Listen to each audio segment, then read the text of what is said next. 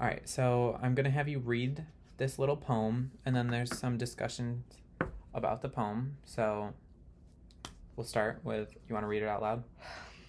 Sure.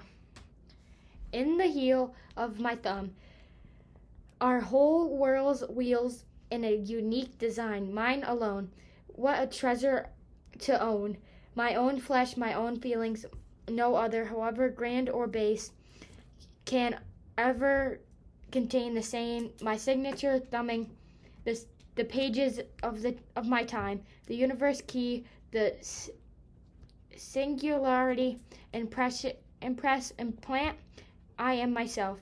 Of all my atom parts, I am the sun, and out of my blood and my brain, I make my own interior weather, my own sun and rain, imprint my mark upon the world, whatever I shall become. Okay, so let's start here. What is the treasure of which the speaker is proud? Himself, or themselves. Yeah, so, right, here, you want to highlight? So if we look at it, right, it says, in the heel of my thumb are whirls and wheels. What a treasure are my own flesh and blood. So it'd be this. Yeah, this. right? So she says the treasure is herself, her thumbprint. Yeah, right, because that's her own, right? Because if we think about it, we all have our own fingerprint, right? Everybody's unique.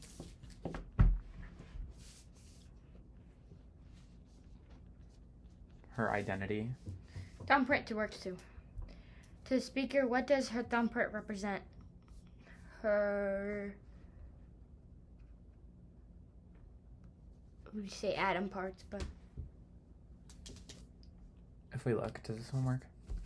Yeah.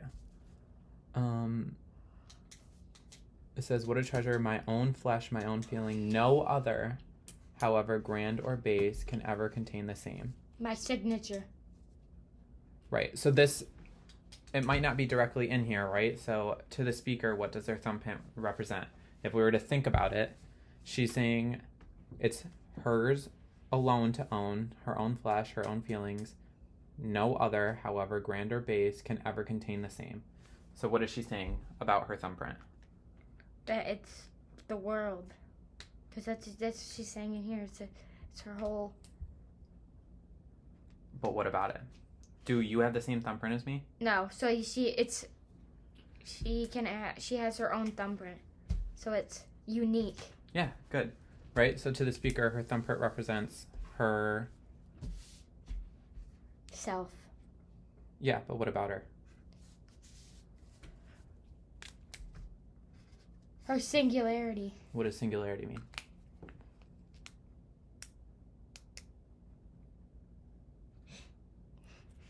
I don't know.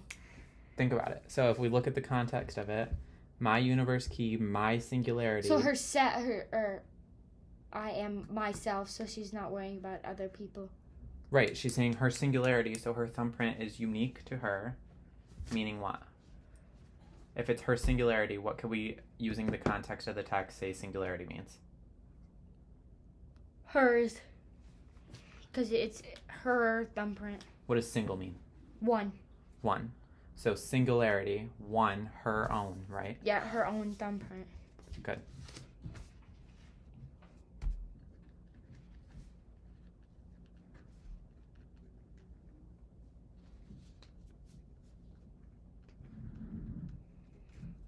Identify two examples of alliteration in the poem. Comparing two things. Alliteration would be like over exaggerating it. No, that's no. Yep. It would not be whirls and wheels. That would be onomatopoeia, I think. Would be something. So like alliteration, do you know what it means, or you want me to explain it to you? Explain it. So alliteration is like the same letters or sounds at the beginning of something. Oh, so like I knew it. an example could be like the sweet bird sang. So it starts with like the same letter, in the front. That's what it's. It's like Sally sells seashells by the seashore. That's alliteration. Oh, Because so all it's those the sounds S. sing the same. Yep. So it'd be world's. The thing I thought in the beginning. Yeah, that's good. I gotta write it. 2 examples. So I gotta do that and then another example. Yeah, so write that one first.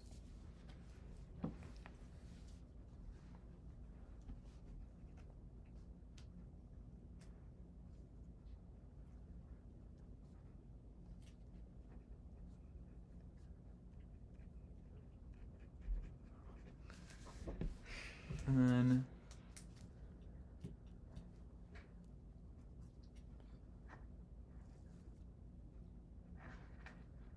I was gonna say no other, however grand or base, but that doesn't. My own sun and rain. Impress and plant. that works. Impress, implant, I am myself. Because we could even say that. Is in impress, implant, I am. Right? It has again that.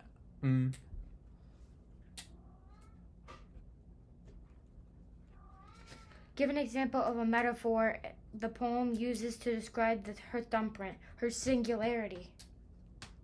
That would be where my singularity. Well, what is the metaphor first before we even look in the text? What's a simile? Comparing things. Oh, that's using things not like or as. Good.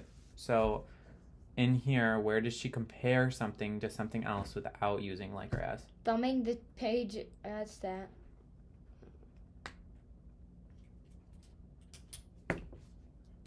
This is in my own flesh, my own feelings.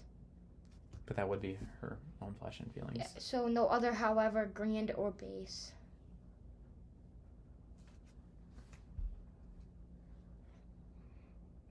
I was gonna say thumbing the page of my time. My universe key. You could. That would work. There's one in there that I see that I think really stands out as a strong metaphor. Imprint my mark upon the world.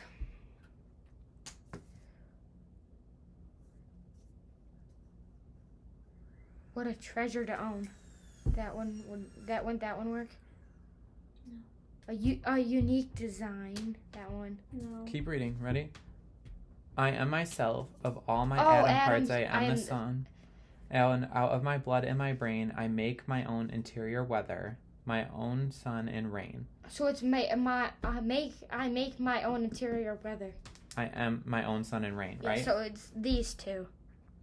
This. Yep. I'd write this. Yes. Good.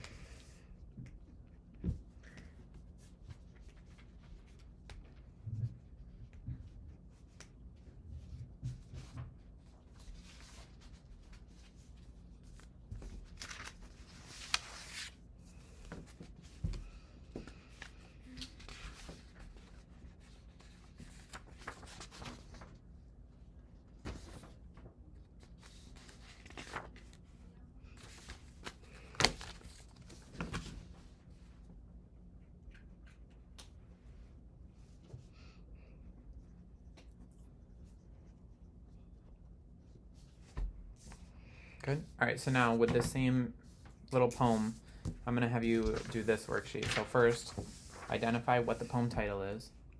Thumbprint. Good.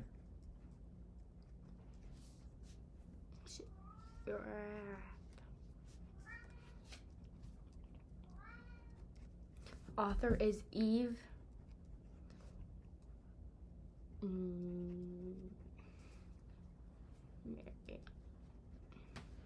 Number of so it goes 1, 2. Wouldn't it be 1? Go by each line. There is. Well, normally a stanza means that there's a break. Oh, so here, so that's 1. This is 2, 3, and then 4. Good. There's 4. Topic: what is the poem mainly about? Her thumbprint being unique. Yep. So, is the poem truly though about her thumbprint? No, it's about her own person, herself. Right. What about her? That she is her own person and unique. Right. So like nobody's like her. Yeah, nobody's like her.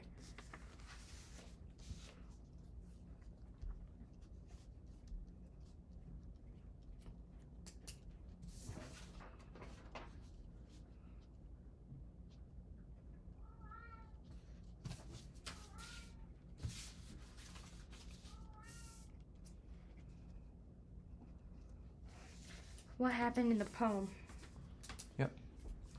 That would be basically the same thing I set up there, but down here.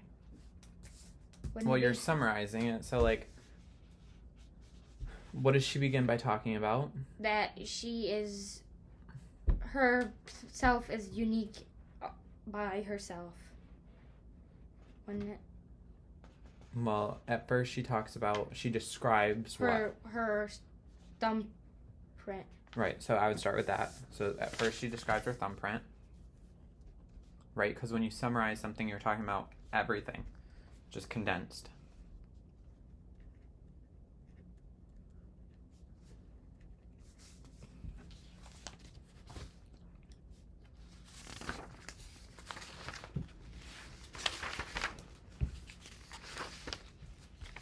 Then she goes into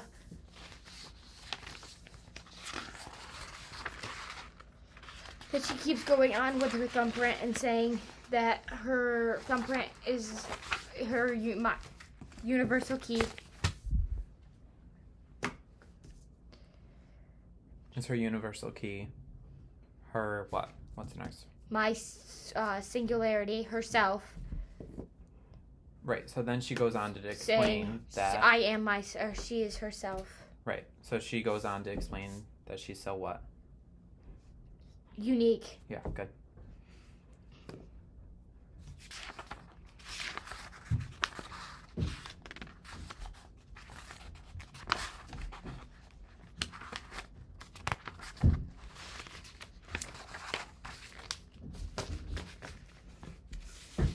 Then she explains that she is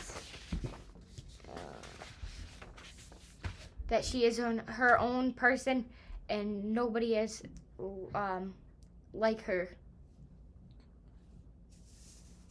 Right.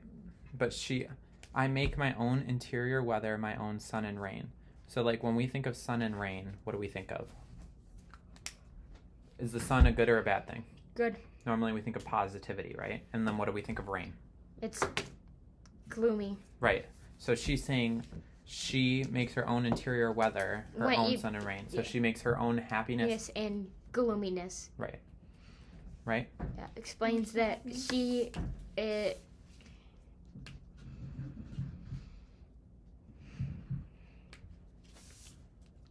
explain that she can control her emotions and herself. Mm-hmm.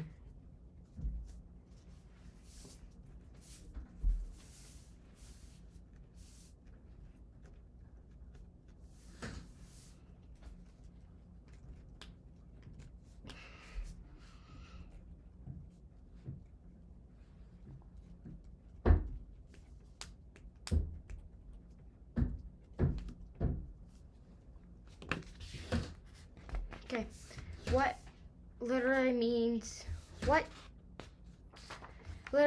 term is used in the poem? Whirl, wheel, whip, whatever. These three in the top. Yeah, and what kind was it? It's rhyme. It's rhyme because they all rhyme.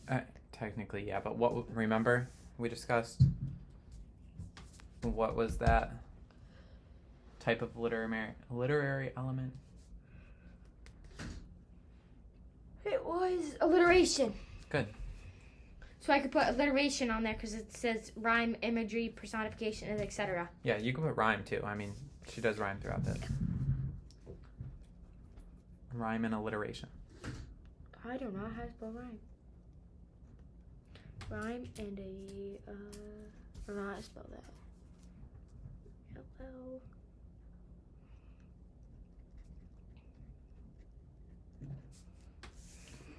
Give an example of a literary term or whatever.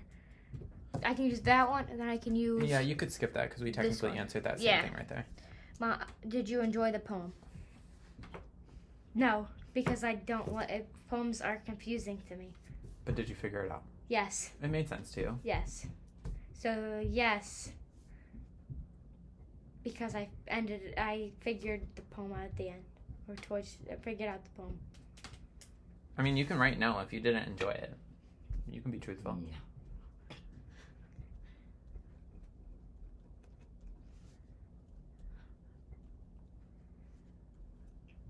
What did you figure out about it? The overall what? About to be yourself, and you can control your. Well, I mean, like, The meaning. What is it called when you're like trying to figure out I was just saying the context. whole point of a text? What's that called? The Main idea. Good. So you figured out the main idea of the poem.